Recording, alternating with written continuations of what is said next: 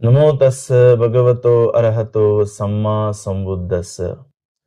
सबै धर्मप्रेमीहरूमा मङ्गल मैत्री कामना। के तपाईलाई कहिले एक्लो हुँदा वा समस्यामा पर्दा डर लागेको छ? मन भित्रभित्रै कामेको अनुभव छ? आज म तपाईहरूलाई बुद्धले देशना गर्नुभएको एउटा यस्तो अद्भुत सूत्रको बारेमा भन्न गइरहेको छु, जसले मानिसलाई डरबाट मुक्त गराएर अदम्य साहस प्रदान गर्छ। त्यो हो ध्वजज्ञ सूत्र। पाली भाषामा ध्वजको अर्थ झण्डा वा ध्वजा हुन्छ र अग्गको अर्थ टुप्पो हुन्छ। अर्थात् झण्डाको माथिल्लो भाग वा ध्वजाको टुप्पोलाई हेरेर साहस बटुल्ने सूत्र नै ध्वजज्ञ सूत्र हो। यो सूत्र बुद्धले श्रावस्तीको जेतवन विहारमा भिक्षुहरूलाई देशना गर्नुभएको थियो। बुद्धले देवासुर सङ्ग्रामको एउटा रोचक कथा सुनाउनु भएको छ।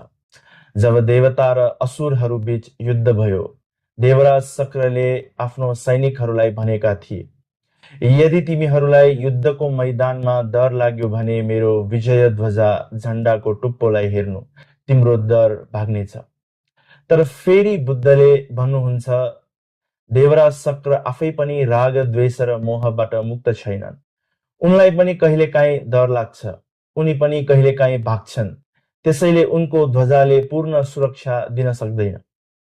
त्यसैले बुद्धले भिक्षुहरूलाई भन्नुभयो, हे भिक्षुहरू, यदि तिमीहरूलाई सुनसान जङ्गलमा वा शून्य स्थानमा एक्लो हुँदा डर लाग्यो भने, लोमहर्ष अथवा आङजिरिङ्ग भयो भने तिमीहरूले बुद्धको, धर्मको र सङ्घको गुणहरूको स्मरण गर्नु। यो सूत्रको मुख्य महत्व के छ भने यसले हामीलाई त्रिरत्न अथवा बुद्ध, धर्म र सङ्घ माथि दृढ विश्वास गर्न सिकाउँछ। जब हामी बुद्धका 9वटा गुण सम्झन्छौँ, हामीलाई बोध हुन्छ कि बुद्ध पूर्ण रूपमा भयमुक्त हुनुहुन्छ। जब हामी धर्मका गुण सम्झन्छौँ, हामीलाई सत्यको मार्गमा हिँड्ने प्रेरणा मिल्छ। र जब हामी सङ्घका गुण सम्झन्छौँ, हामीलाई आफू एक्लो नभएको र एउटा महान आध्यात्मिक परिवारको हिस्सा भएको महसुस हुन्छ। आजको आधुनिक युगमा हामीलाई असुरहरूले होइन, बरु एन्जाइटी, डिप्रेसन, असुरक्षाको भावना र अनिश्चित भविष्यको डरले सताइरहेको हुन्छ। ध्वजज्ञ सूत्र केवल मन्त्र जपे जस्तो जप्ने कुरा मात्र होइन। यो त एउटा मेन्टल एङ्कर अथवा मानसिक आधार हो। आजभोलि धेरै मानिसहरूले घरमा सुरक्षाका लागि वा कठिन यात्रामा निस्कदा यसको पाठ गर्छन्। तर यसको वास्तविक प्रयोग भनेको सङ्कटको घडीमा आफ्नो मनलाई त्रिरत्नको शरणमा सुम्पिएर आन्तरिक शान्ति प्राप्त गर्नु हो। ध्वजज्ञ सूत्रमा मुख्य गरी 4 देवताहरूको चर्चा छ: शक्रदेव इन्द्र, प्रजापति, वरुण र ईशान। यो केवल नाम मात्र होइनन्, यी शक्ति र प्रभावका प्रतीक हुन्। देवराज शक्र, उनी देवताहरूका राजा हुन्। उनको अस्त्र वज्र हो, जसले अजेय शक्ति र शासनको प्रतिनिधित्व गर्छ। उनले भने, यदि मलाई सम्झेर डर हटेन भने प्रजापतिलाई सम्झिनु। प्रजापति, उनी सृष्टिका आधार र व्यवस्थाका प्रतीक हुन्। उनीसँग जीवनलाई सञ्चालन गर्ने र वंश जोगाउने शक्ति छ। यदि प्रजापति देवराजलाई हेरेर पनि सम्झेर पनि डर हटेन भने वरुण देवलाई सम्झिनु वा उहाँको ध्वजाग्रलाई हेर्नु। वरुण, उनी जलका देवता र नैतिकताका रक्षक मानिन्छन्। उनीसँग न्याय र नियमको शक्ति छ। यदि वरुण देवराजको ध्वजाग्रलाई हेरेर पनि डर हटेन भने ईशान भने देवराजको ध्वजाग्रलाई हेर्नुहोस्। ईशान, उनी सुरक्षा र संहारको शक्ति हुन्, जसले शत्रुलाई परास्त गर्ने सामर्थ्य राख्छन्। यी चारै देवताहरूका आफ्नै ध्वज अर्थात् पहिचानका झण्डाहरू थिए। युद्धको समयमा जब सैनिकहरूले आफ्ना यी कमान्डरहरूको झण्डा माथि उठिरहेको देख्दा उनीहरूलाई लाग्थ्यो हाम्रो नेता सुरक्षित छ, हाम्रो शक्ति अझै बाँकी छ। यसले उनीहरूमा क्षणिक आत्मविश्वास बढ्थ्यो। अब प्रश्न उठ्छ, यी शक्तिशाली देवताहरूको प्रभावले पनि डर किन पूर्ण रूपमा हट्न सक्दैन त? बुद्धले यसको एउटा मनोवैज्ञानिक र दार्शनिक कारण दिनुभएको छ। बुद्ध भन्नुहुन्छ, तस्मातीह भिक्खवे सक्कस्सवा देवराजस्य भयं वा क्षम्बितत्तं वा लोमहंसो वासो पहियेथपि नोपि पहियेथ। अर्थात् यो देवताहरूको ध्वजा हेर्दा डर हट्न पनि सक्छ वा नहट्न पनि सक्छ, किनकि देवताहरू आफै सराग, सदोष, समोह हुन्। उनीहरूभित्र अझै पनि राग वा आसक्ति, द्वेष वा रिस र मोह वा अज्ञानता बाँकी छ। उनीहरू आफै जन्म र मृत्युको चक्रमा छन्। उनीहरू आफै डराउँछन् र युद्धबाट भाग्छन्। जब गुरु वा नेता आफै पूर्ण रूपमा सुरक्षित छैन भने उसले अरूलाई सधैँका लागि कसरी अभयदान दिन सक्छ? आजको सन्दर्भमा यी देवताहरूलाई हामी बाह्य सहाराका रूपमा बुझ्न सक्छौं। आज हाम्रा अस्त्र र शक्ति भनेको पैसा, हतियार, पद र पहुँच हुन्। संकट पर्दा हामीलाई लाग्छ कि बैंक ब्यालेन्स वा शक्तिले हाम्रो डर हटाउँछ, तर मृत्यु, रोग वा मानसिक अशान्तिको अगाडि यी सबै देवता र अस्त्रहरू फेल हुन्छन्, किनकि यी सबै परिवर्तनशील र नश्वर छन्। त्यसैले बुद्ध भन्नुहुन्छ, सहारा लिने नै हो भने त्यस्तो व्यक्तिको लिनुहोस् जो वीतरागो, वीतदोषो, वीतमोहो छ। बुद्ध डराउनुहुन्न, बुद्ध भाग्नुहुन्न। त्यसैले बुद्ध धर्म र सङ्घको गुण स्मरण गर्दा जुन साहस पैदा हुन्छ त्यो अचल हुन्छ। आखिर बाहिरी झण्डाहरू त हावाले ढल्न सक्छ, तर शील र प्रज्ञाको जुन ध्वजा बुद्धले सिकाउनु भएको छ त्यसलाई संसारको कुनै पनि असुरले ढाल्न सक्दैन। अब हामी बुद्धको 9वटा गुण, धर्मको 6वटा गुण र सङ्घको 9वटा गुणलाई एक एक गरी बुझौं है। हामीले दैनिक पाठ गर्ने बुद्ध वन्दनाको पहिलो शब्द नै अरहं हो।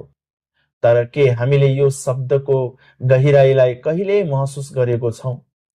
पाली त्रिपिटक र विशेष गरी विशुद्धि मार्गको व्याख्या अनुसार अरहं हुनु भनेको केवल उपाधि मात्र होइन, यो त मानवीय चेतनाको उच्चतम शुद्धताको पराकाष्ठा हो। विद्वानहरूले अरहं शब्दलाई 5वटा गम्भीर अर्थमा व्याख्या गरेको छ, जसलाई यो प्रसिद्ध गाथाले स्पष्ट पार्छ। आरकत्ता हतत्ता च अरणं कतपच्चयो नत्थि रहो पापकम्मं अरहं तेन उच्यति। यसको अर्थलाई सूत्रबद्ध गर्दा, आरकत्ता बुद्ध सबै प्रकारका क्लेशहरूबाट टाढा हुनुहुन्छ। उहाँको मनमा राग, द्वेष र मोहको लेस मात्र पनि अवशेष छैन। हतत्ता उहाँले अद्विय रूपी शत्रुहरू अरिणमलाई वध वा पूर्ण रूपमा नष्ट गरिसक्नु भएको छ। अरणं हतत्ता बुद्धले जन्म मृत्युको यो अनन्त संसार चक्रका आराहरूलाई भाँच्नु भएको छ। अब उहाँ पुनः यो चक्रमा आउनुहुन्न। पच्चयादीनं अरहत्ता उहाँ संसारका सम्पूर्ण मनुष्य र देवताहरूको उच्च पूजा र दान ग्रहण गर्न योग्य हुनुहुन्छ। नत्थि रहो पापकम्मं संसारमा मानिसहरू अरूले देख्दा राम्रो बन्छन्, तर लुकेर सिक्रेटली नराम्रो काम गर्छन्। तर बुद्ध त्यस्तो हुनुहुन्छ जसले एकान्तमा वा मनको कुनामा पनि कहिले कुनै पाप कर्म गर्नुहुन्न। तसर्थ जब हामी अरहं भन्छौं, हामी त्यस्तो महामानवलाई सम्झिरहेका हुन्छौं जो भित्री र बाहिरी दुवैतिर पूर्ण रूपमा स्वच्छ हुनुहुन्छ। आजको देखावटी संसारमा अरहं गुणले हामीलाई सिकाउँछ कि वास्तविक महानता बाहिरको पदमा होइन, आफ्नै मनका विकारहरूलाई जितेर प्राप्त हुने आन्तरिक शुद्धतामा लुकेको हुन्छ। बुद्धको अरहं गुणलाई मेरो सादर वन्दना। बुद्धको पहिलो गुण अरहङले उहाँको आन्तरिक शुद्धतालाई बुझाउँछ भने दोस्रो गुण सम्मा सम्बुद्धले उहाँको अगाध र असीमित ज्ञानलाई प्रकट गर्छ। यो शब्द सुन्दा जति सरल छ, यसको अर्थ त्यति नै गम्भीर र विशाल छ। पाली व्याकरण र विशुद्धि मार्गको व्याख्या अनुसार यसको अर्थ हुन्छ सम्मा सामञ्च बुद्धोति सम्मा सम्बुद्धो। यसलाई तीनवटा खण्डमा बुझ्न सकिन्छ। सम्मा अर्थात् ठिकसँग वा पूर्ण रूपमा। बुद्धले सत्यलाई कुनै पनि भ्रम वा त्रुटि बिना यथार्थ रूपमा जान्नुभयो।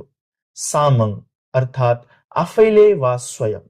बुद्धले यो परम ज्ञान कुनै गुरुको निर्देश बिना आफ्नै अदम्य प्रयास र पारमीको बलमा प्राप्त गर्नुभयो। बुद्धो अर्थात् बोध भएको वा ब्युजिएको। त्रिपिटकको गहिरो अध्ययन गर्दा हामी पाउँछौं कि बुद्धले चतुआर्य सत्य अथवा 4 आर्य सत्यलाई 3 प्रकारका ज्ञान, टिप्परीवट्ट र 12 प्रकारका आकार, द्वादशाकारबाट पूर्ण रूपमा जान्नु भएको छ। उहाँले भन्नुभएको छ अभिज्ञेयं अभिज्ञातं भावेतव्यं च भावितं पहातव्यं पहिरं मे तस्मा बुद्धोस्मि ब्राह्मण। यसको अर्थ हो जे जान्नु पर्ने थियो त्यो मैले जाने, जे विकास गर्नुपर्ने थियो अष्टाङ्गिक मार्ग त्यो विकास गरे, र जे त्याग्नु पर्ने थियो तृष्णा त्यो त्यागिसके, त्यसैले म बुद्ध हुँ। सम्मा सम्बुद्ध हुनुको अर्थ केवल जान्नु मात्र होइन, बरु अरूलाई पनि त्यही बाटोमा दोहोर्याउन सक्ने क्षमता राख्नु हो। आजको सूचनाको युगमा हामीसँग डाटा धेरै छ, तर ज्ञान र सत्यको अभाव छ। सम्मा सम्बुद्ध गुणको स्मरणले हामीलाई आफ्नै भित्र रहेको सत्यलाई चिन्ने र अन्धविश्वासबाट मुक्त भएर विवेकको मार्गमा लाग्ने प्रेरणा दिन्छ। बुद्धको सम्यक सम्बुद्ध गुणलाई मेरो सादर वन्दना। बुद्धको तेस्रो गुण हो विद्याचरण सम्पन्न। संसारमा धेरै विद्वानहरू छन् जोसँग ज्ञान त छ तर चरित्र छैन, र धेरै व्यक्तिहरू छन् जोसँग चरित्र त छ तर ज्ञान छैन। तर बुद्ध एउटा यस्तो महामानव हुनुहुन्छ जसमा ज्ञान अर्थात् विद्या र आचरणको पूर्ण अभूतपूर्व सङ्गम छ। पाली त्रिपिटक र विशुद्धि मार्गको गहिरो विश्लेषण अनुसार यसलाई 2 भागमा बुझिन्छ।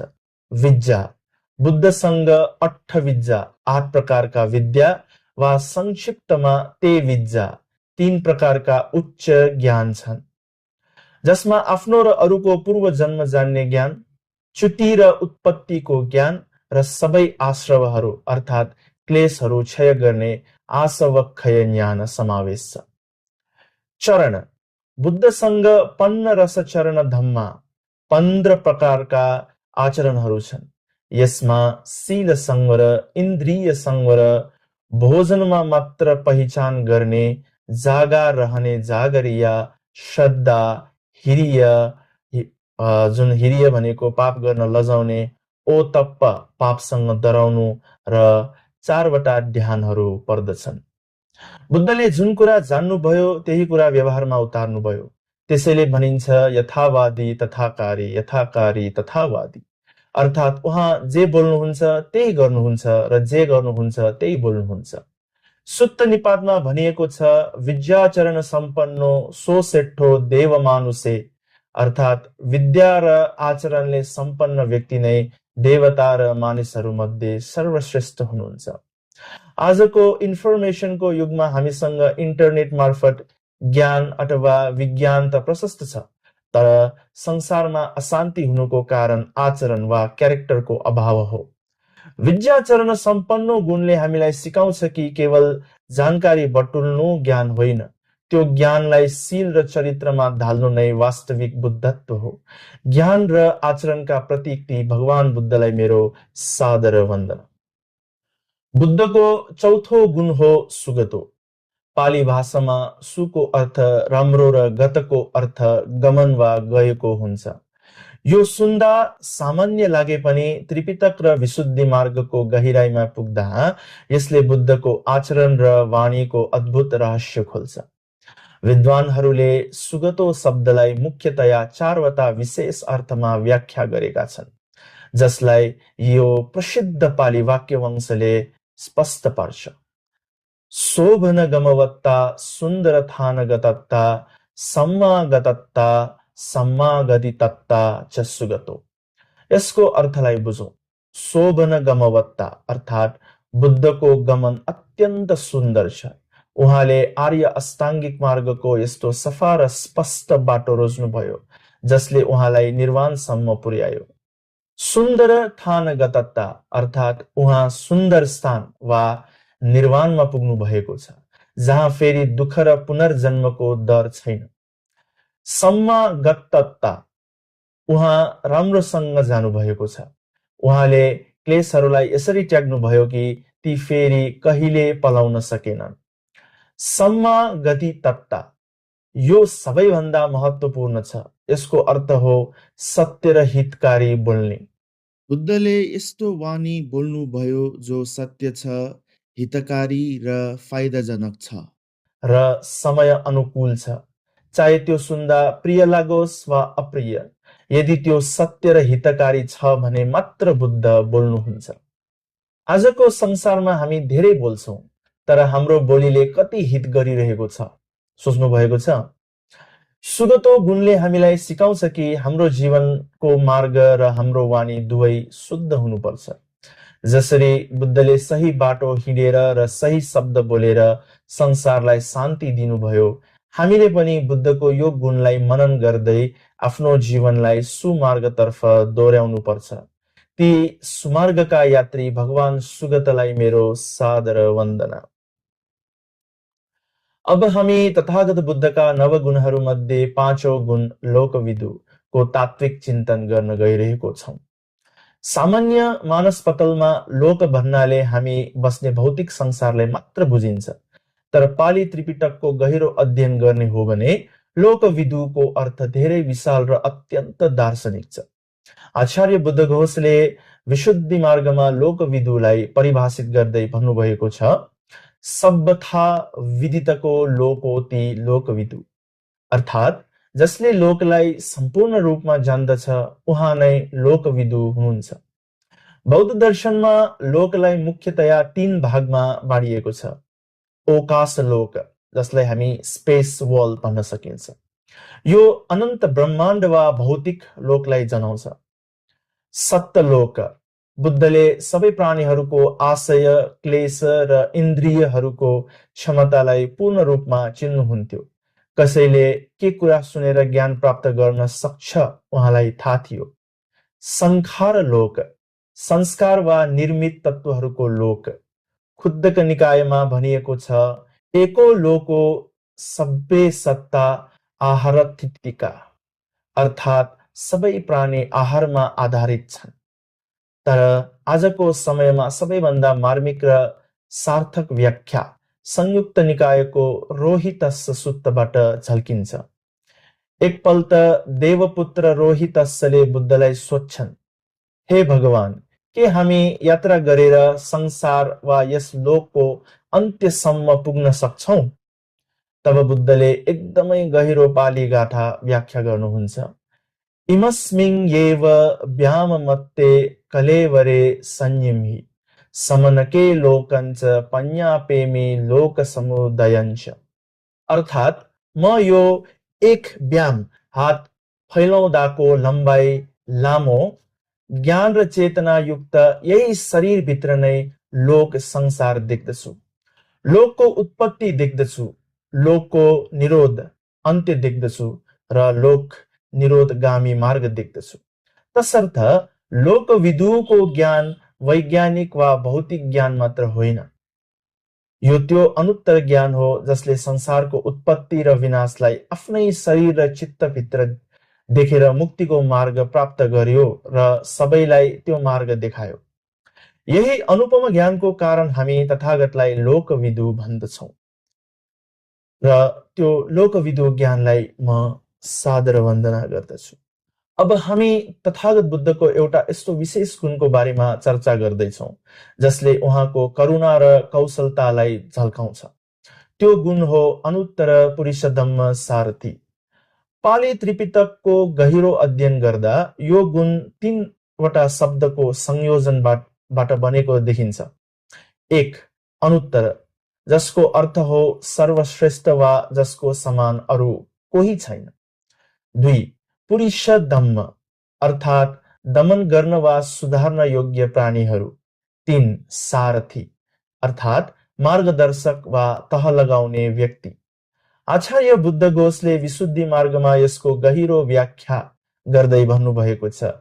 अनुत्तर पुरुषधम्म सारथीति पुरुषधम्मं सारेतीति पुरुषधम्म सारथी, अर्थात् सुधार्न योग्य मानिस वा प्राणीहरूलाई सही मार्गमा दोहोऱ्याउने भएकोले उहाँलाई पुरुषधम्म सारथी भनिएको हो। यो संसारमा एउटा सामान्य सारथीले घोडा वा हात्तीलाई लौरो र दण्डको भय देखाएर तह लगाउँछ, तर बुद्ध अनुत्तर अतुलनीय सारथी हुनुहुन्छ, किनभने उहाँले दण्ड र शस्त्र बिना नै प्राणीहरूलाई सुधार्नुभयो। उहाँले मैत्री र प्रज्ञाको शस्त्र प्रयोग गर्नुभयो। यसको प्रमाण स्वरूप पाली गाथामा भनिएको छ, अदण्डेन असत्येन दमेति पुरुषधम्मके, अर्थात् उहाँले लौरो र हतियार बिना नै दमन गर्न कठिन प्राणीहरूलाई दमन गर्नुभयो। बुद्धले क्रूर डाकु अङ्गुलीमाललाई एउटै शब्दले शान्त पार्नुभयो। पागल भएको नालागिरी हात्तीलाई मैत्रीले वशमा पार्नुभयो र मानिस खाने आलवक यक्षलाई ज्ञानले पराजित गर्नुभयो। अन्तमा बुद्ध एउटा त्यस्तो कुशल सारथी हुनुहुन्छ जसले क्रोध र अज्ञानताको बाटोमा हिँडिरहेका प्राणीहरूलाई निर्वाण र शान्तिको मार्गमा मोड्ने सामर्थ्य राख्नुहुन्छ। त्यसैले बुद्धलाई हामी अनुत्तर पुरुषधम्म सारथी भनेर वन्दना गर्दछौँ। अब हामी तथागत बुद्धको एउटा अत्यन्तै करुणामयी र मार्गदर्शक गुणको चर्चा गर्दछौँ, जसलाई भनिन्छ सत्ता देव मनुष्यानम्। पाली भाषामा सट्ठाको अर्थ हुन्छ शास्ता वा गुरु, तर यो कुनै साधारण शिक्षक मात्र होइन।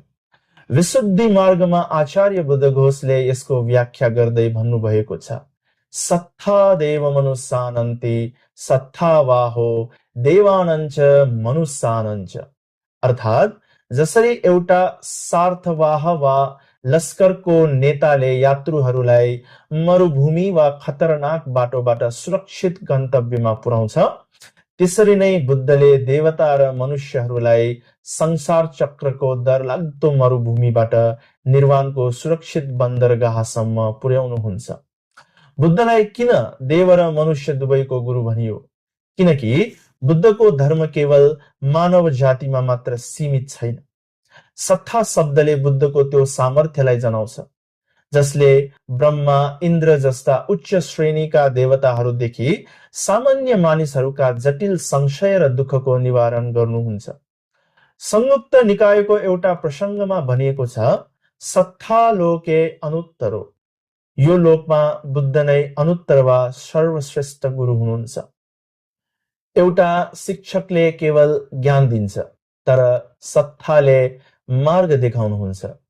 उहाँले अपमाद वा अप्रमादको शिक्षा दिएर प्रमादमा डुबेका देवताहरू र अज्ञानतामा अल्झिएका मानिसहरूलाई ब्युझाउनु भयो। बुद्धले सिकाउनु भएको 4 आर्य सत्य नै त्यो मार्ग हो जसले प्राणीहरूलाई जन्म, जरा र मरणको बन्धनबाट मुक्त गराउँछ। अन्तमा हामी भन्न सक्छौं कि बुद्ध केवल एउटा धर्मका प्रवर्तक मात्र नभई सम्पूर्ण देव र मानव जातिका लागि अन्धकारमा प्रकाश देखाउने महाशास्ता हुनुहुन्छ। त्यसैले हामी उहाँलाई श्रद्धापूर्वक वन्दना गर्छौं। सत्ता देव मनुष्यानं बुद्धो भगवाति। अब हामी तथागत बुद्धको त्यो गुणको चर्चा गर्दैछौं जुन शब्दले नै उहाँको पूर्ण परिचय दिन्छ। त्यो हो बुद्ध हो। बुद्ध हुनु भनेको केवल एउटा नाम प्राप्त गर्नु होइन, यो त बोधि वा परम ज्ञानको एउटा अद्वितीय अवस्था हो। पाली त्रिपिटकको खुद्दक निकाय अन्तर्गतको निर्देशमा बुद्ध शब्दको अत्यन्तै मार्मिक र विस्तृत व्याख्या गरिएको छ। त्यहाँ भनिएको छ, बुद्धिताति बुद्धो बोधेताति बुद्धो, अर्थात् जसले सत्यलाई स्वयं बुझ्नुभयो उहाँ बुद्ध हुनुहुन्छ र जसले अरूलाई सत्य बुझाउनुभयो उहाँ पनि बुद्ध हुनुहुन्छ। यसको शाब्दिक अर्थलाई अझै गहिराईमा बुझ्न विशुद्धि मार्गको यो सन्देश हेरौं। चतुर्णं आर्य सच्यानं बुझ्जनतो बुद्धो, अर्थात् 4 आर्य सत्यलाई पूर्ण रूपमा बोध गर्नु भएको हुनाले उहाँ बुद्ध हुनुहुन्छ। बुद्ध हुनुको अर्थ के हो? जसरी लामो निद्राबाट ब्युजिएको मानिसले संसारलाई स्पष्ट देख्छ, त्यसरी नै तथागत अज्ञानता र मोहको गहिरो निद्राबाट ब्युजनुभयो। उहाँले दुःख, दुःखको कारण, दुःखको निरोध र दुःख निरोधको मार्गलाई आफ्नै प्रज्ञाले साक्षात्कार गर्नुभयो। उहाँ कसैको गुरु बिना नै स्वयं ब्युजिनुभयो। त्यसैले उहाँलाई सम्मा सम्बुद्ध भनियो। तर बुद्धको महानता यसमा मात्र छैन कि उहाँ ब्युजिनुभयो। उहाँको महानता यसमा छ कि उहाँले हामी जस्ता अज्ञानताको निद्रामा रहेका प्राणीहरूलाई पनि ब्युझाउने मार्ग प्रशस्त गर्नुभयो। बुद्धो गुणले हामीलाई यो सन्देश दिन्छ कि हामी भित्र पनि त्यो बोधि प्राप्त गर्ने बीज छ। तथागतले देखाउनु भएको मार्गमा हिँडेर हामी पनि अज्ञानताको पर्दा हटाउन सक्छौं। त्यसैले हामी श्रद्धापूर्वक भन्दछौं, इति पिसो भगवा बुद्धो, र त्यो बुद्धो गुणलाई फेरि एकचोटि म सादर वन्दना गर्दछु। अब हामी तथागत बुद्धका 9 गुणहरूमध्ये अन्तिम र सबैभन्दा महिमामय गुण भगवाको बारेमा चर्चा गर्दैछौं। धेरैले भगवान शब्दलाई सामान्य अर्थमा बुझ्ने गरे तापनि पाली त्रिपिटकको गहिराईमा पुग्दा यसको अर्थ अत्यन्तै वैज्ञानिक र दार्शनिक छ। आचार्य बुद्धघोषले विशुद्धि मार्गमा भगवा शब्दको व्याख्या गर्दा यसलाई भग्ग अर्थात् भङ्ग गर्नु वा नाश गर्नुसँग जोड्नु भएको छ। यसको मुख्य आधार यो पाली गाथा हो। भग्ग रागो भग्ग दोषो भग्ग मोहो अनासवो भग्गास्य पापका धम्मा तस्मा भगवती वक्षति, अर्थात् जसले रागलाई भङ्ग गर्नुभयो, द्वेषलाई भङ्ग गर्नुभयो र मोहलाई भङ्ग गर्नुभयो, जसले सम्पूर्ण अकुशल धर्म वा पापलाई जरैदेखि नाश गर्नुभयो, त्यसैले उहाँलाई भगवा भनिएको हो। भगवा हुनु अर्को अर्थ विभत्तवा पनि हो। यसको अर्थ हो बुद्धले गहिरो धम्मलाई सजिलै बुझ्न सकिने गरी विभिन्न भागमा विभाजित गरेर सिकाउनु भयो, जस्तै स्कन्ध, आयतन र धातु। उहाँले हामीलाई सत्यको स्पष्ट मार्गचित्र दिनुभयो। त्यसै गरी उहाँलाई भाग्यवा पनि भनिन्छ, किनकि उहाँसँग अनन्त पारमिताहरूको पुञ्जी र पुण्यको भण्डार थियो। तर बुद्धको भगवा गुणले हामीलाई के सिकाउँछ भने असली ईश्वरत्व वा भगवान हुनु भनेको बाहिरी शक्ति होइन, बरु आफ्नै भित्रका विकारहरूलाई वा लोभ, क्रोध, अज्ञानता पूर्ण रूपमा भङ्ग गर्नु हो। अन्तमा इति पिसो भगवा भन्दै गर्दा हामीले त्यो महामानवलाई सम्झिरहेका हुन्छौं, जसले संसारको बन्धनलाई तोडेर परम स्वतन्त्रता अर्थात् निर्वाण प्राप्त गर्नुभयो र हामीलाई पनि त्यही मार्गमा दोहोर्याउनु भयो। म फेरि एकपटक 9 बुद्ध गुणलाई स्मरण र वन्दना गरी हामी सबैको भय अन्त होस् भनी कामना गरी धर्मको 6 वटा गुण बुझाउनेतिर जान चाहन्छु। इति पिसो भगवा अरहं सम्मा सम्बुद्धो विद्याचरण सम्पन्नो सुगतो लोकविदु अनुत्तरो पुरुष धम्म सारथि सत्था देव मनुष्यानं बुद्धो भगवा इति। तथागत बुद्धका 9 गुणहरूको चिन्तन पछि अब हामी धम्म वन्दनाको पहिलो शब्द स्वाख्यातो भगवता धम्मोको गहिराईमा प्रवेश गर्दैछौँ। पाली भाषामा सुको अर्थ राम्रोसँग वा पूर्ण र अख्यातोको अर्थ व्याख्या गरिएको हो। अर्थात् भगवान बुद्धद्वारा उपदेशित धम्म पूर्ण रूपमा स्पष्ट र दोष रहित छ।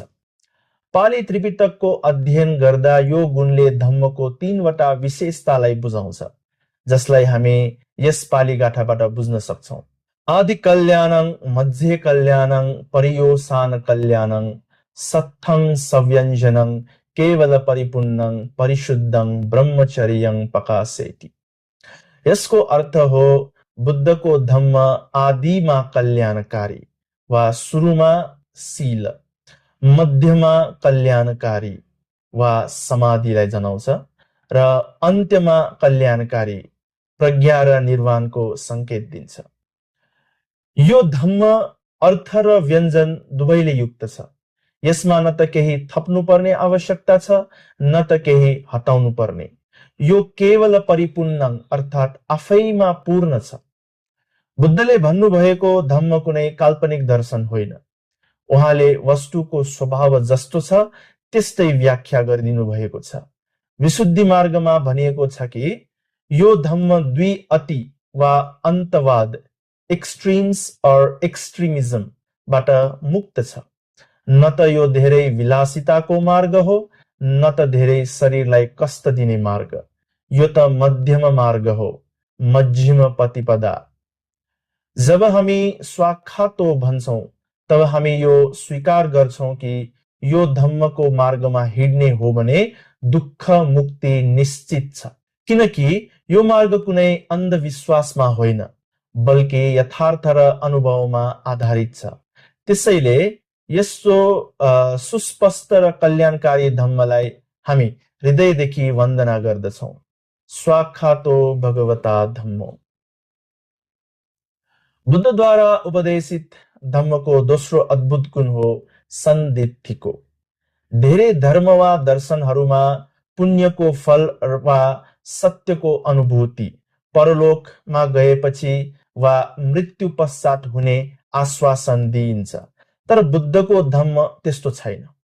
सन्दिठिको अर्थ हो यही र अहिले आफ्नै आँखाले देख्न सकिने। पाली ग्रन्थ विशुद्धि मार्गमा यसको व्याख्या गर्दै भनिएको छ, स्वयमेव दक्षितव्योति सन्दिठिको, अर्थात् जो अरूको विश्वासमा होइन, आफ्नै प्रज्ञाले स्वयं साक्षात्कार गर्न योग्य छ, त्यो नै सन्दिठिको हो। यो गुणको गहिराईलाई बुझ्न हामीले यो बुझ्नु पर्छ कि जब कुनै साधकले आफ्नो चित्तबाट लोभ, द्वेष वा मोहलाई हटाउँछ, त्यसबाट प्राप्त हुने शान्ति र शीतलता उसले तत्काल अनुभव गर्छ। यसको लागि मरेर कतै जानु पर्दैन। जसरी तिर्खाएको मानिसले पानी पिउँदा तत्काल तृप्ति महसुस गर्छ, धम्मको अभ्यासले पनि त्यसरी नै तत्काल नतिजा दिन्छ। त्रिपिटकको एउटा महत्त्वपूर्ण सन्दर्भमा भनिएको छ, पश्चात्तं वेदितव्यो विन्योहि। यो धम्म विद्वानहरूले आफ्नै भित्र जान्ने र अनुभव गर्ने विषय हो। सन्दिठिको हुनुको अर्थ यो धर्म पारदर्शी छ भन्ने पनि हो। यसमा लुकाउनु पर्ने वा रहस्यमय केही छैन।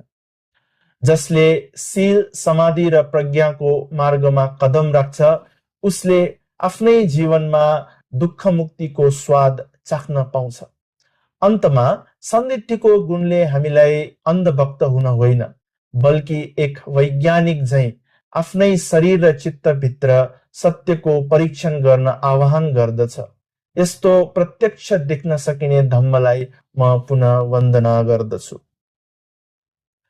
अब हामी भगवान बुद्धद्वारा उपदेशित धम्मको तेस्रो अत्यन्तै गहिरो र अद्वितीय गुण अकालिको विषयमा तात्विक चिन्तन गर्दैछौं। सामान्य अर्थमा अकालिको भन्नाले समयको बन्धनबाट मुक्त वा काल रहित भन्ने बुझिन्छ। तर पाली त्रिपिटक र आचार्य बुद्धघोषको विशुद्धि मार्गको गहिराईमा पुग्ने हो भने यसको अर्थ निकै सूक्ष्म, दार्शनिक र वैज्ञानिक छ। विशुद्धि मार्गमा अकालिकोको सटीक व्याख्या गर्दै भनिएको छ, नकालं खेपेत्वा देति फलन्ति अकालिको, अर्थात् जसले फल दिनको लागि समय खेर फाल्दैन वा समय पर्खिँदैन त्यो नै अकालिको हो। यस संसारमा हामीले गर्ने हरेक लौकिक कर्मको फल पाउन समय लाग्छ। आँपको बिउ रोपेपछि त्यसले फल दिन वर्षौं पर्खिनु पर्छ। असल कर्मको फल पाउन पनि अर्को जन्म कुर्नुपर्ने हुन सक्छ। तर बुद्धको लोकोत्तर धम्म त्यस्तो छैन। त्रिपिटकको अभिधम्म दर्शनमा भनिएको छ, समनन्तरमेव फलोपपादनातो अकालिको, अर्थात् मार्ग प्राप्त हुन साथ त्यसको अनन्तर वा लगत्तै पछि फल उत्पन्न हुने भएकोले यो अकालिको हो। यसको अर्थ हो, जब कुनै साधकले विपश्यना भावना गर्दै मार्गचित्त अथवा मग्गचित्त प्राप्त गर्छ, त्यसको लगत्तै बिना कुनै समयको अन्तराल मिलिसेकेन्डको पनि फरक नपरी फलचित्त उत्पन्न भइहाल्छ। ज्ञान प्राप्तिको लागि अर्को जन्म वा कुनै शुभ साइत पर्खिनु पर्दैन। व्यवहारिक रूपमा भन्नुपर्दा, जब तपाईले आफ्नो मनबाट क्रोध वा द्वेषलाई त्याग्नुहुन्छ, त्यसबाट प्राप्त हुने शीतलता र शान्ति अर्को हप्ता वा अर्को जुनीमा होइन, तुरुन्तै त्यही क्षणमा प्राप्त हुन्छ। यो धर्म भूत, वर्तमान र भविष्यको समय चक्र भन्दा माथि छ। यस्तो कालरहित तत्काल शान्ति र मुक्ति दिने महान धम्मलाई म श्रद्धापूर्वक वन्दना गर्दछु। अब हामी भगवान बुद्धद्वारा उपदेशित धम्मको चौथौं र अत्यन्तै क्रान्तिकारी गुण एहिपस्सिको गहिरो तात्विक विश्लेषण गर्दैछौं। पाली भाषामा एहीको अर्थ हुन्छ आऊ र पस्सिको अर्थ हुन्छ हेर। सामान्यतया संसारका धेरै दर्शन र परम्पराहरूले भन्छन्, आऊ र विश्वास गर, कम एन्ड बिलिभ, वा नदेखे पनि मान।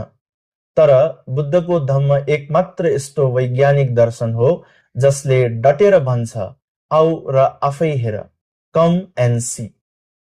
यसलाई आचार्य बुद्धघोषले विशुद्धि मार्गमा अत्यन्तै सटीक ढंगले व्याख्या गर्दै लेख्नु भएको छ, एहि पश्च इमं धम्मन्ति एवं पवत्तं एहि पश्च विधिं अर्हतीति एहि पश्चिको, अर्थात् आऊ यो धम्मलाई आफै हेर र अनुभव गर। साथै उहाँले अरूलाई निमन्त्रणा दिन वा आमन्त्रण गर्न योग्य भएकोले नै यो धम्मलाई एही पश्चिको भनिएको हो भनेर भन्नुभएको छ। साथै अरूलाई निमन्त्रणा दिन वा आमन्त्रण गर्न योग्य भएकोले नै यो धम्मलाई एही पश्चिको भनिएको हो। अब गहिरिएर सोचौं, हामी कसैलाई आएर हेर भनेर त्यति बेला मात्र चुनौती वा निमन्त्रणा दिन सक्छौं जब हामीसँग देखाउनको लागि कुनै शुद्ध, वास्तविक र परीक्षण गर्न सकिने कुरा हुन्छ। हावामा महल बनाएर कसैलाई देखाउन सकिँदैन। विशुद्धि मार्गमा भनिएको छ, जसरी सफा आकाशमा चम्किरहेको पूर्ण चन्द्रमालाई कसैबाट लुकाउन पर्दैन, यो धम्म पनि त्यस्तै सत्य र पारदर्शी छ। बुद्धले कहिले भन्नु भएन कि म बुद्ध हुँ त्यसैले मेरो कुरालाई अन्धभक्त भएर मान। बरु उहाँले भन्नुभयो, जसरी सुनारले सुनलाई काटेर, घाटेर र तताएर परीक्षण गर्छ, त्यसरी नै मेरो धर्मलाई आफ्नै प्रज्ञाको कसीमा राखेर परीक्षण गर। त्यसैले यही पश्चिको केवल एउटा शब्द होइन, यो मानवतालाई दिएको एउटा खुल्ला निमन्त्रणा, खुल्ला चुनौती हो। शील, समाधि र प्रज्ञाको अभ्यासद्वारा आफ्नै शरीर र चित्तभित्र सत्यको साक्षात्कार गर्ने निमन्त्रणा हो। यस्तो सत्यको मार्गलाई म हृदयदेखि वन्दना गर्दछु। अब हामी बुद्धद्वारा उपदेशित धम्मको एउटा अत्यन्तै व्यवहारिक र गहिरो गुणको बारेमा चर्चा गर्दैछौं। त्यो हो औपनयिको। पाली भाषामा उपनेय शब्दबाट बनेको यस गुणको शाब्दिक अर्थ हुन्छ आफ्नो भित्र उतार्न योग्य वा आफ्नो चित्तको नजिक ल्याउन योग्य। धम्म कुनै बाहिरी सजावटको वस्तु होइन, यो त आफ्नो अन्तर्मनमा धारणा गर्ने विषय हो। विशुद्धि मार्गमा आचार्य बुद्धघोषले यसको अत्यन्तै मार्मिक व्याख्या गर्दै लेख्नु भएको छ। उपनेतव्योति औपनयिको, अर्थात् जुन कुरालाई आफ्नो चित्तभित्र उपनयन गर्न वा ल्याउन योग्य छ त्यो नै औपनयिको हो। यसको अर्थलाई अझ गहिरिएर बुझ्दा यो धम्मले हामीलाई बाहिरी संसारलाई बदल्न होइन, बरु आफ्नो भित्रको संसारलाई बदल्न प्रेरित गर्छ। जसरी एउटा बिरामीले औषधिको बाहिरी बट्टा हेरेर मात्र निको हुँदैन, उसले त त्यो औषधिलाई आफ्नो शरीरभित्र उपनयन वा ग्रहण गर्नुपर्छ। त्यसरी नै धर्म पनि केवल पढेर वा सुनेर मात्र हुँदैन, यसलाई आफ्नै काया र चित्तमा उतार्नुपर्छ। त्रिपिटकको सारमा भनिएको छ, यो धम्म अपनो, आफ्नो बनाउन योग्य छ। यसलाई एउटा अर्को अर्थमा पनि बुझिन्छ, औपनेय गुणसम्पन्नता वा औपनयिको, अर्थात् यसले साधकलाई निर्वाणको नजिक दोर्याउने सामर्थ्य राख्ने हुनाले यो औपनयिको हो। यो गुणले हामीलाई सिकाउँछ कि धम्म कुनै प्रदर्शनको विषय होइन, यो त दर्शनको विषय हो। जब हामी विपस्सनाको माध्यमबाट आफ्नै शरीरभित्र भइरहेको अनित्य, दुःख र अनात्मको बोध गर्छौं, तब मात्र हामीले धम्मलाई सही अर्थमा औपनयिको बनाएका हुन्छौं। अन्तमा जसले धम्मलाई बाहिर खोज्दैन, बरु आफ्नै हृदयको गहिराईमा उतार्छ, उसैले मात्र वास्तविक शान्तिको मार्ग भेटाउँछ। यस्तो अन्तर्मुखी र कल्याणकारी धर्मलाई म वन्दना गर्दछु। हामी बुद्धद्वारा उपदेशित धम्मको 6औं तथा अन्तिम गुणको चर्चा गर्दैछौं, जसले धम्मको व्यक्तिगत अनुभव र गहिराईलाई झल्काउँछ। त्यो हो पश्चात्तं वेदितव्यो विन्योहि। यसको शाब्दिक अर्थ हुन्छ विद्वानहरूले आआफ्नै भित्र अनुभव गर्न योग्य। पाली भाषामा पश्चात्तंको अर्थ हुन्छ प्रत्येक व्यक्तिले स्वयं अथवा इन्डिभिजुअली र विदितव्यको अर्थ हुन्छ जान्न वा अनुभव गर्न योग्य। विशुद्धि मार्गमा आचार्य बुद्धघोषले यसको गम्भीर व्याख्या गर्दै लेख्नु भएको छ, सब्बे हिपि विन्योहि अत्तानेव वेदितव्यो, अर्थात् सबै विद्वान वा प्रज्ञावान साधकहरूले यसलाई आफ्नै आत्म साक्षात्कारद्वारा मात्र जान्न सक्छन्। यो गुणले हामीलाई एउटा ठूलो सत्य सिकाउँछ। बुद्धले बाटो देखाइदिनुहुन्छ, तर त्यो बाटोमा हिँडेर स्वाद लिने काम हाम्रो आफ्नै हो। जसरी एउटा मानिसले खाएको भोजनले अर्को मानिसको पेट भरिदैन, वा एउटाले पिएको पानीले अर्कोको तिर्खा मेटिँदैन, त्यसरी नै गुरुको ज्ञानले मात्र शिष्यको मुक्ति हुँदैन। यस सन्दर्भमा धम्मपदको एउटा प्रसिद्ध गाथा स्मरणीय छ, तुम्हे हि किच्चङ आतप्पङ अक्खातारो तथागतो, अर्थात् तिमी आफैले नै प्रयत्न गर्नुपर्छ, तथागत त केवल मार्ग देखाइदिने शास्ता मात्र हुनुहुन्छ। विन्योहि शब्दले यहाँ ती व्यक्तिहरूलाई बुझाउँछ जो केवल तर्कमा अल्झिँदैनन्, बरु प्रज्ञाको प्रयोग गर्छन्। यो धम्म कुनै अर्काको अनुभव पैँचो लिएर बुझिने कुरा होइन। जबसम्म हामी आफ्नै शरीर र चित्तमा भइरहेका संवेदनाहरूलाई विपस्सनाको माध्यमबाट देख्दैनौं, तबसम्म हामीले धम्मलाई पश्चात्तं अर्थात् व्यक्तिगत रूपमा बुझेको हुँदैन। अन्तमा यो गुणले हामीलाई आत्मनिर्भर बन्न र आफ्नै अनुभवको कसीमा सत्यलाई जाँच्ने प्रेरित गर्छ। यस्तो स्वावलम्बी र प्रज्ञामूलक धम्मलाई म कोटि कोटि वन्दना गर्दछु। म फेरि एकपटक 6वटा धर्मको गुणलाई स्मरण र वन्दना गरी हामी सबैको भय अन्त होस् भनी कामना गरी संघको 9वटा गुण बुझाउनतिर जानु चाहन्छु। स्वाखातो भगवता धम्मो सन्दिथिको अकालिको एहिपस्सिको औपनयिको पश्चात्तं वेदितव्यो विन्योहीति। हामी सधैँ संघ वन्दना गर्छौं, तर के हामीले संघको पहिलो गुण सुपटिपन्नोको वास्तविक गहिराई मनन गरेका छौं?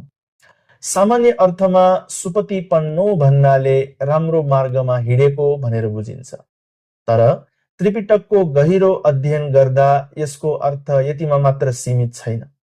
यहाँ सुको अर्थ हो सम्यक वा निर्दोष र पटिपन्नोको अर्थ हो प्रतिपदा अर्थात् मार्गमा आरूढ हुनु।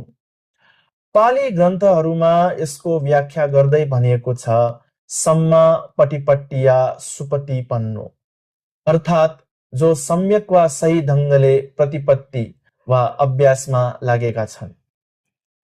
यसको अझ गहिरो अर्थ यो हो कि सङ्घको यो मार्ग अविपरीत छ। यो मार्गमा कुनै छलकपट छैन, यो सिधा छ। जसरी विशुद्धि मग्गमा भनिएको छ, सङ्घले शील समाधि र प्रज्ञाको अभ्यास राग द्वेष र मोहलाई निर्मूल पार्नका लागि मात्र गर्नुहुन्छ। आचार्य बुद्धघोषले विशुद्धि मग्गको 6 अनुස්සति निर्देश अन्तर्गत सङ्घानुස්සतिको व्याख्या गर्दा सुपटिपन्नोलाई विशेष दार्शनिक ढङ्गले प्रस्ट्याउनु भएको छ। विशुद्धि मग्गका अनुसार सुपटिपन्नो हुनु भनेको सम्मा पटिपट्टि अथवा सम्यक प्रतिपत्तिमा लाग्नु हो। आचार्य बुद्धघोषले यसलाई 3वटा मुख्य बुँदामा व्याख्या गर्नुभएको छ। अविपरीत पटिपट्टिया अर्थात् भगवान बुद्धले सिकाउनु भएको धर्मको मार्गमा कुनै पनि उल्टो वा विपरीत कुरा नमिसाई जसरी सिकाउनु भएको छ त्यसरी नै अभ्यास गर्नु। अनुलोम पटिपट्टिया अर्थात् निर्वाणको अनुकूल हुने गरी अभ्यास गर्नु। अत्यन्त शुद्धता, यो मार्ग अत्यन्तै शुद्ध छ, यसमा कुनै पनि क्लेशको मिसावट छैन। थप विशुद्धि मग्गमा उल्लेखित अनुसार राग दोष मोह विनयनाथाय पटिपन्नता सुपटिपन्नो, अर्थात् राग द्वेष र मोहलाई पूर्ण रूपमा विनय वा दमन वा निर्मूल गर्नका लागि मार्गमा लागेका हुनाले उहाँहरू सुपटिपन्नो हुनुहुन्छ। विशुद्धि मग्गमा सु शब्दलाई सुसँग पनि जोडिएको छ, जसको अर्थ हुन्छ राम्रो सङ्ग वा सुन्दर ढङ्गले। सङ्घको आचरण सुन्दर छ किनभने यो मध्यम प्रतिपदा मध्यम मार्ग हो। यसले न त अति भोगविलासा काम सुखल्लिकानो योगलाई मान्छ न त अति कष्ट अत्थकिलमत्थानो योगलाई। यो सन्तुलित मार्ग नै सुपटिपन्नोको सार हो। जब हामी सुपटिपन्नो भन्छौँ हामी त्यो अर्य सङ्घलाई नमन गरिरहेको हुन्छ जसको मार्ग सिधै दुःख निरोध निर्वाणतर्फ जान्छ।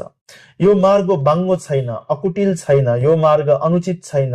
यो त स्वयं भगवानले देशना गर्नुभएको धम्मानुधम्म प्रतिपत्ति धर्म अनुसारको आचरण हो। तसर्थ भगवान बुद्धका श्रावक सङ्घ सुपटिपन्नो हुनुहुन्छ किनकि उहाँहरू अर्य अष्टाङ्गिक मार्गमा अविचल रूपमा लाग्नु भएको छ। उहाँहरूको चर्या आचरण कुनै भौतिक लाभ वा लोक धर्मका लागि नभई केवल निर्वाणको लागि हो। त्यसैले आउनुहोस् सङ्घको यो गुणलाई स्मरण गर्दै हामी पनि आफ्नो जीवनलाई सही मार्ग वा सुमार्गमा दोहोऱ्याउने अधिष्ठान गरौँ र सत्मार्गमा दोहोऱ्याउने उक्त सङ्घ गुणलाई मेरो सादर वन्दना। सङ्घको पहिलो गुण सुपटिपन्नोले सही मार्गको कुरा गर्यो भने दोस्रो गुण उजुपटिपन्नोले त्यो मार्गको सरलता र रिजुता स्ट्रेटनेसको कुरा गर्छ। पाली भाषामा उजुको अर्थ हो सिधा वा रिजु र पटिपन्नो भनेको मार्गमा हिँड्नु। तर के भगवानका श्रावकहरू केवल बाटो सिद्धा भएकोले उजुपटिपन्नो भनिएको हुन् त? होइन। त्रिपिटकको गहिराईमा पुग्दा यसको अर्थ अझ विशिष्ट पाउँछौँ। विशुद्धि मग्गमा आचार्य बुद्धघोष भन्नुहुन्छ उजुकायकम्म वचिकम्म मनोकम्मन्ता उजुपटिपन्नो, अर्थात् जसको शरीर वचन र मनका कर्महरू बाङ्गाटिङ्गा छैनन्, कुटिल छैनन्, तिनीहरू नै उजुपटिपन्नो हुन्। संसारमा मानिसहरू आफ्नो दोष लुकाउन माया अथवा छलकपट र साध्य धूर्तताको सहारा लिन्छन्। तर भगवानका श्रावक सङ्घमा न त कुनै माया हुन्छ न साध्य। उहाँहरूको भित्री र बाहिरी रूप एउटै हुन्छ, स्वच्छ र सरल। अर्को महत्त्वपूर्ण पक्ष उजुपटिपन्नो हुनु भनेको मध्यम प्रतिपदा मध्यम मार्गमा हिँड्नु हो। उहाँहरू न त काम सुखल्लिकानुयोग अति भोग विलासाको बाङ्गो बाटोमा लाग्नुहुन्छ न त अत्तकिलमत्थानुयोग अति शारीरिक कष्टको अर्को बाङ्गो बाटोमा।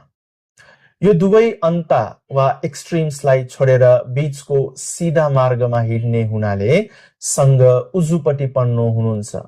यस सन्दर्भमा संयुक्त निकायको यो गाथा मुटुमा राख्न लायक छ।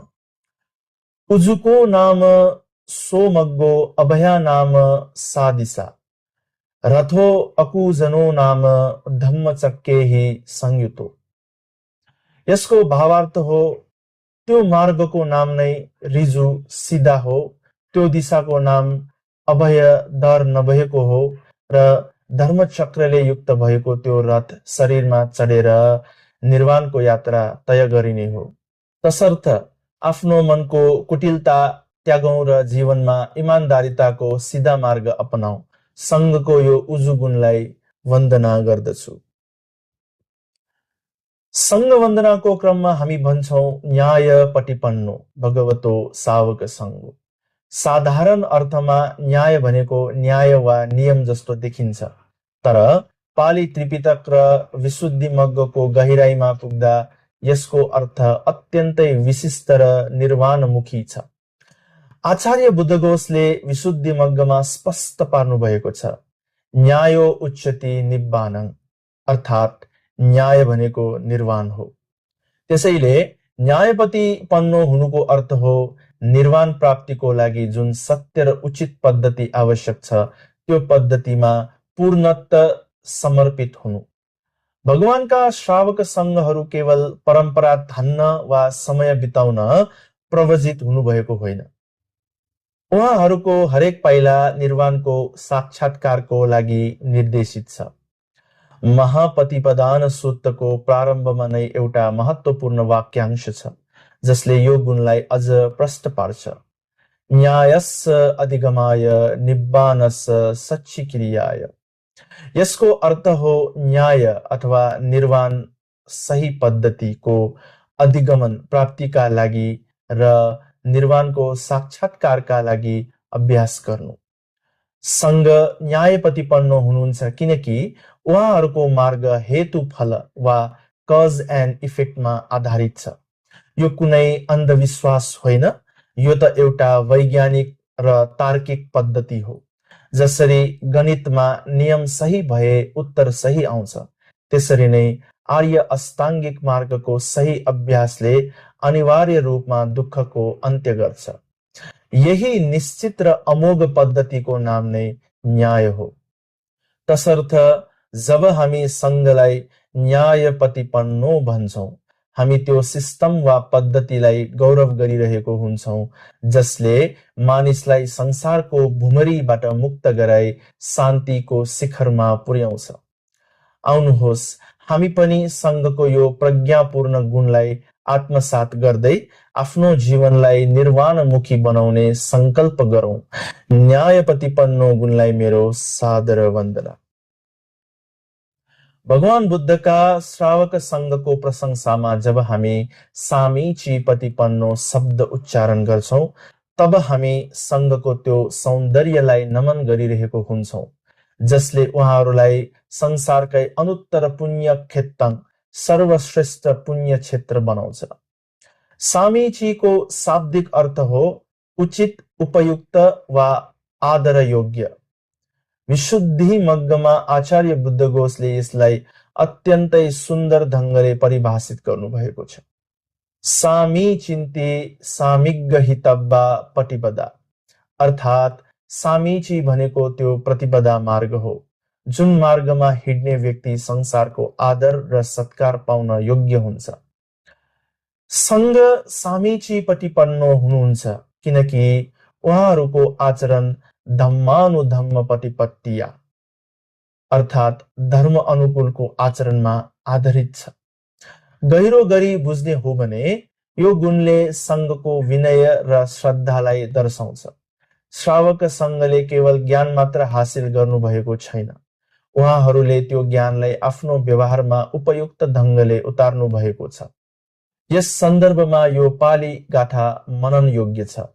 सामीची कम्मं सामीची पटिपट्टिया विज्यति, अर्थात् जहाँ उचित प्रतिपत्ति वा अभ्यास हुन्छ त्यहाँ मात्र वास्तविक आदरयुक्त कर्म सम्भव छ। सङ्घले यो मार्ग लोकलाई देखाउन वा प्रशंसा पाउनका लागि अँगाल्नु भएको होइन।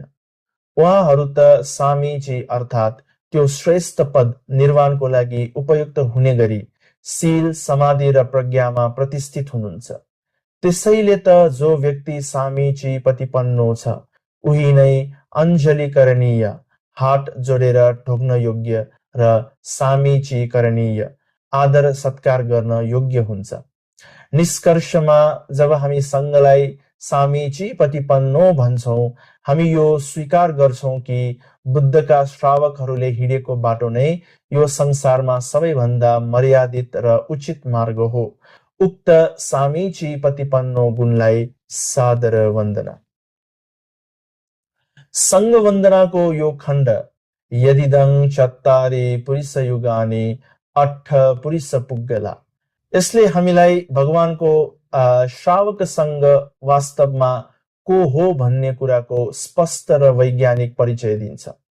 यहाँ चत्तारि पुरुषयुगानि अर्थात् 4 जोडी र 8 पुरुष पुग्गला अर्थात् 8 व्यक्ति भन्नाले लोकोत्तर मार्गमा आरूढ भएका ती महान हस्तीहरूलाई बुझाउँछ, जो सोतापत्ति मार्ग र फल, 2 सकदागामी मार्ग र फल, 3 अनागामी मार्ग र फल र 4 अरहन्त मार्ग र फलमा प्रतिष्ठित हुनुहुन्छ। यस्तो अलौकिक गुणले युक्त भएको हुनाले नै सङ्घलाई आहुनेयो भनिएको हो। विशुद्धि मग्गमा आचार्य बुद्धघोषले यसको व्युत्पत्ति गर्दै भन्नुभएको छ, आहुनं अर्हतीति आहुनेयो, अर्थात् जो आहुन पाउन योग्य हुनुहुन्छ उहाँ नै आहुनेयो हो। आहुनको अर्थ हुन्छ टाढा टाढाबाट ल्याइएको उत्कृष्ट दान वा भेट। प्राचीन समयमा मानिसहरू देवताहरूलाई प्रसन्न पार्न टाढाबाट बहुमूल्य सामग्री ल्याएर आहुति दिन्थे। तर त्रिपिटकले भन्छ, ती भौतिक देवताहरू भन्दा पनि जसले आफ्नो राग, द्वेष र मोहलाई जलाएर नष्ट गरिसकेका छन्, ती 8 प्रकारका आर्य पुद्गलहरूलाई टाढाबाट ल्याएर दिएको दान नै महाफलदायी हुन्छ। यस सन्दर्भमा अङ्गुत्तर निकायको यो वचन मनन योग्य छ। यस्स जितिन्द्रिया होन्ति तिन्नो पारङ्गतो मुनि तस्मिन पाहुनका देज्जा सद्धम्म गरुको सही, अर्थात् जसले आफ्ना इन्द्रियहरूलाई जितेका छन् र संसारको पारी पुगिसकेका छन्, ती मुनि नै श्रद्धापूर्वक दिइने दानका वास्तविक अधिकारी हुन्। त्यसैले मित्रहरू, सङ्घ आहुनेय हुनुको अर्थ उहाँहरू दानको प्रतिफललाई हजारौं गुणा बढाउन सक्ने सामर्थ्य राख्नुहुन्छ। उहाँहरू जस्तो परम शुद्ध पात्रमा गरिएको सानो त्याग पनि निर्वाणको हेतु बन्न सक्छ। यस्तो महिमामय श्रावक सङ्घलाई म शिर झुकाएर वन्दना गर्दछु। भगवान बुद्धको श्रावक सङ्घको वन्दना गर्दा हामी एउटा शब्द उच्चारण गर्छौं, पाहुनेयो। सामान्य बोलीचालीमा पाहुना भनेको घरमा आउने अतिथि हो। तर त्रिपिटक र विशुद्धि मग्गको पाना पल्टाउँदा पाहुनेयोको अर्थ अत्यन्तै गहन र अलौकिक पाउँछौं। आचार्य बुद्धघोषले विशुद्धि मग्गमा यसको परिभाषा यसरी दिनुभएको छ, पाहुनं अर्हतीति पाहुनेयो। यहाँ पाहुन भन्नाले ती विशेष सामग्री वा भोजनलाई बुझिन्छ जुन टाढा टाढाबाट आएका आफ्ना अत्यन्तै प्रिय, श्रद्धास्पद र विशिष्ट पाहुनाहरूका लागि विशेष रूपमा साँचिएर राखिएको हुन्छ। सङ्घलाई पाहुनेयो किन भनिएको हो? विशुद्धि मग्ग भन्छन्, सङ्घ स्वयं दुरतो गुणेहि आगतत्ता हुनुहुन्छ, अर्थात् उहाँहरू धेरै टाढाको शील र समाधि जस्ता दुर्लभ गुणहरू लिएर आउनुभएको छ। संसारमा हामीले आफ्ना प्रिय आफन्तलाई जुन उच्च कोटिको सत्कार गर्छौं, त्यो सत्कारका वास्तविक हकदार बुद्धका श्रावक सङ्घ हुनुहुन्छ। यस सन्दर्भमा अङ्गुत्तर निकायको यो वचन अत्यन्तै गहिरो छ। पाहुनेयो च सोहोति पुण्यक्षेत्रं अनुत्तरं। यसको अर्थ हो, जो व्यक्ति पाहुनेय सत्कार योग्य छ, उही नै संसारको सर्वश्रेष्ठ पुण्य क्षेत्र हो। सङ्घलाई दिइने दान कुनै साधारण पाहुनालाई दिएको जस्तो होइन। यो त निर्वाणको मार्गमा लागेका महापुरुषहरूलाई गरिने परम सम्मान हो। उहाँहरूलाई श्रद्धापूर्वक दिने पाहुरक उपहारले अनन्त गुण फल प्रदान गर्दछ, किनकि उहाँहरूको चित्त क्लेश रहित र शुद्ध छ। तसर्थ मित्रहरू, जब हामी सङ्घलाई पाहुनैयौं भन्छौं, हामी यो स्वीकार गर्छौं कि संसारमा हाम्रा लागि सबैभन्दा प्रिय र आदरणीय पाहुना कोही हुनुहुन्छ भने ती केवल भगवानका श्रावक सङ्घ नै हुनुहुन्छ। यस्ता परम वन्दनीय सङ्घलाई मेरो सधैँ नमन छ। सङ्घ वन्दनाको क्रममा जब हामी दक्षिणैयो भन्छौं, हामी एउटा यस्तो अलौकिक पात्रको चर्चा गरिरहेको हुन्छौं जसले साधारण दानलाई पनि महाफलमा परिणत गरिदिन्छ। पाली शब्द दक्षिणाको अर्थ केवल दान मात्र होइन।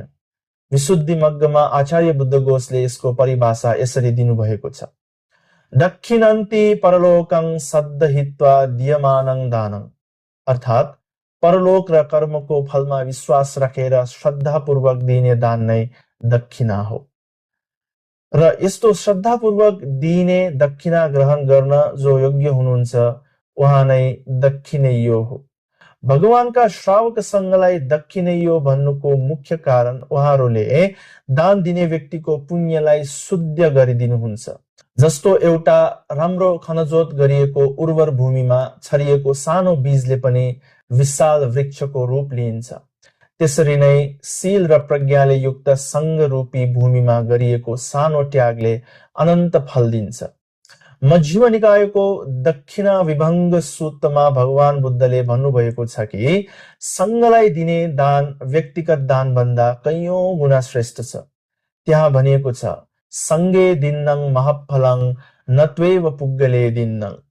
सङ्घ दक्षिणैयो हुनुको दार्शनिक रहस्य यो हो कि सङ्घले दान लिँदा आफ्नो लागि होइन, बरु दान दिनेको करुणा र श्रद्धालाई अनुमोदन गर्नका लागि लिन्छ। उहाँहरूको चित्त क्लेशमुक्त भएको हुनाले उहाँहरूमा गरिएको दान मध्यम प्रतिपदा, मध्यम मार्गको शुद्ध प्रतिफल बन्न पुग्दछ। त्यसैले मित्रहरू, जब हामी सङ्घलाई दक्षिणैयो भन्छौं, हामी यो महसुस गर्छौं कि यो संसारमा पुण्यको खेती गर्नका लागि सङ्घ नै सबैभन्दा उत्तम र पवित्र पुण्य क्षेत्र हो। यस्तो महान गुणले युक्त सङ्घलाई म सादर वन्दना गर्दछु। सङ्घको 9 गुणहरूमध्ये 8औं गुण हो अञ्जलीकरणीयो। सामान्य अर्थमा अञ्जली भनेको 2 हात जोडेर गरिने नमस्कार हो, तर जब हामी सङ्घको सन्दर्भमा अञ्जलीकरणीयो भन्छौं, यसको अर्थ केवल एउटा शारीरिक मुद्रा मात्र होइन, यो त सङ्घको परम वन्दनीयताको पराकाष्ठा हो। विशुद्धि मग्गमा आचार्य बुद्धघोषले यसको परिभाषा अत्यन्तै सूक्ष्म ढङ्गले गर्नुभएको छ। अञ्जली कम्मं अर्हन्तीति अञ्जलीकरणीयो। अर्थात् जो सम्पूर्ण लोकको अञ्जली नमस्कार पाउन पूर्ण रूपमा योग्य हुनुहुन्छ उहाँ नै अञ्जलीकरणीयो हो। जब हामी आफ्ना 10 औँलाहरूलाई निधारमा जोडेर सङ्घलाई ढोग्छौं, त्यो श्रद्धाको सर्वोच्च अभिव्यक्ति हो। तर किन सङ्घलाई मात्र यो सम्मान? यसको रहस्य हो कि सङ्घले अघिल्ला 7वटै गुणहरू सुपटिपन्नोदेखि दक्षिणैयोसम्मलाई आफ्नो जीवनमा पूर्णत उतारिसकेको हुन्छ। जसरी एउटा फलले भरिएको वृक्ष आफै झुक्छ र सबैलाई शीतलता दिन्छ, त्यसरी नै गुणले भरिएको आर्य सङ्घको अगाडि सारा संसार स्वतः नतमस्तक हुन्छन्। त्रिपिटकको रत्नसूत्रमा भनिएको छ, ये पुग्गला 850 चत्तारि एतानि युगानि हुन्ति ते दक्षिणैया सुगतस्य सावका एतेषु दिन्नानि महफलानि। यस्ता 8 प्रकारका महान पुद्गलहरू जो सुगतका श्रावक हुन्, उहाँहरूलाई गरिएको अञ्जली प्रणामले मानिसको अहङ्कारलाई पखाल्ने काम गर्छ। अञ्जलीकरणीयो हुनुको दार्शनिक अर्थ यो हो कि सङ्घ एउटा यस्तो ऐना हो जसमा शिर झुकाउँदा हामी आफ्नै भित्रको शील र विनयलाई देख्छौं। त्यसैले मित्रहरू, सङ्घलाई अञ्जली गर्नु भनेको केवल व्यक्तिलाई ढोग्नु होइन, बरु उहाँहरूले धारणा गर्नुभएको अरहन्त गुण र निर्वाणको मार्गलाई सम्मान गर्नु हो।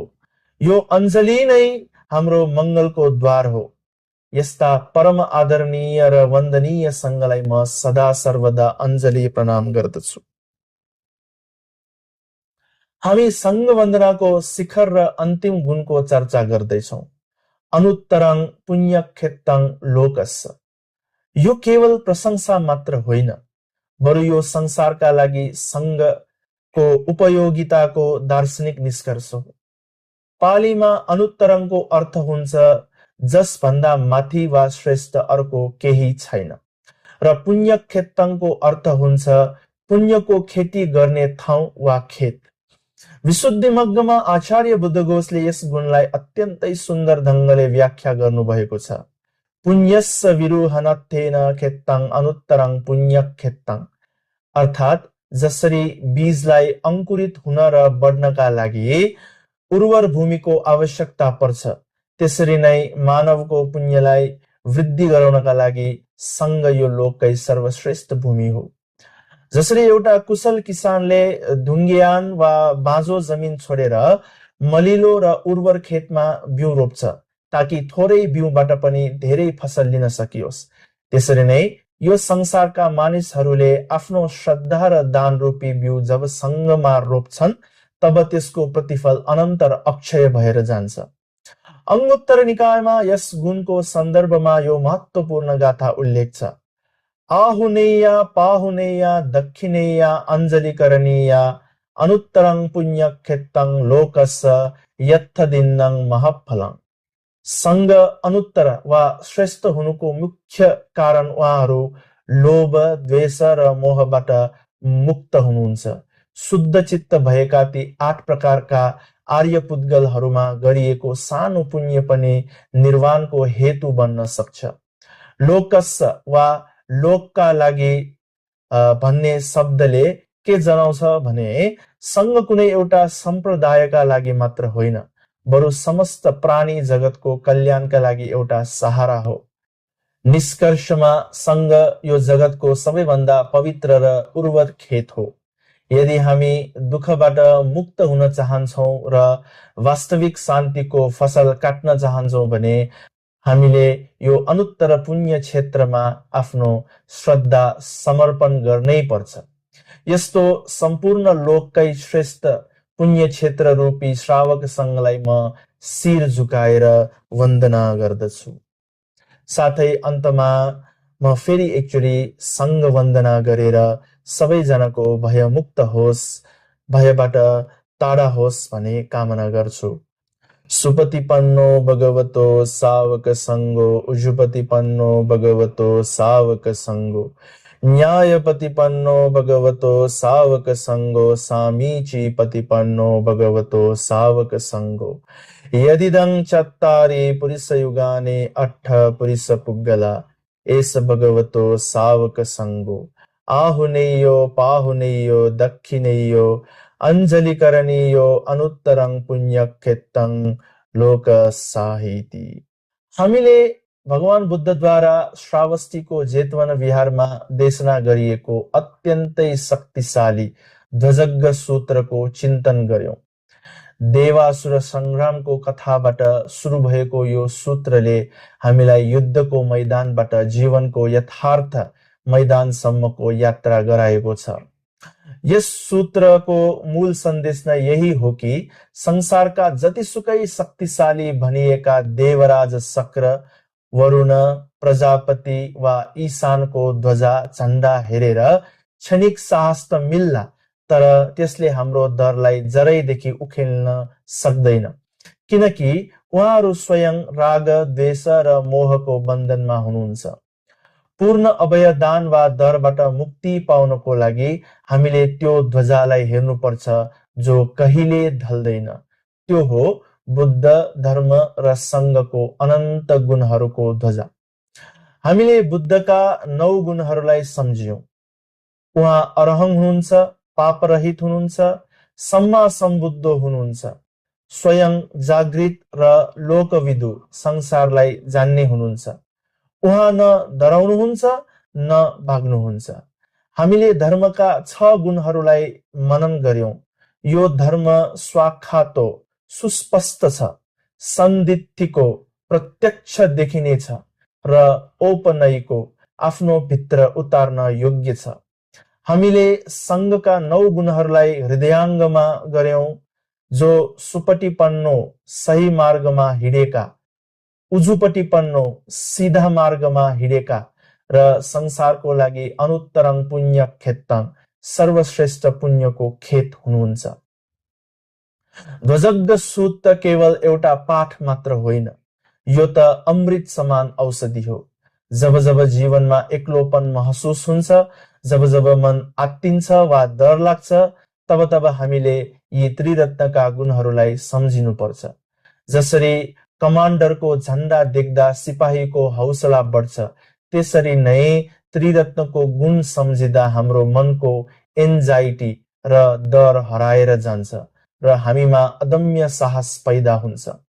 अन्तमा यही भन्न चाहन्छु कि बाहिरी झण्डाहरू हावाले ढल्न सक्छन्, तर शील र प्रज्ञाको जुन ध्वजा बुद्धले हामीलाई दिनुभएको छ, त्यसलाई संसारको कुनै पनि शक्तिले ढाल्न सक्दैन। यही अटुट विश्वास र त्रिरत्नको शरणमा रहँदै हामी सबैको जीवनबाट भय र त्रासको अन्त्य होस्। सबैजना निर्वाण हेतुको लागि यो उपदेश श्रवण गरेर तपाईको संसार चक्रको भय पनि हटेर जाओस्, नाश होस्। नमो बुद्धाय, नमो धम्माय, नमो सङ्घाय।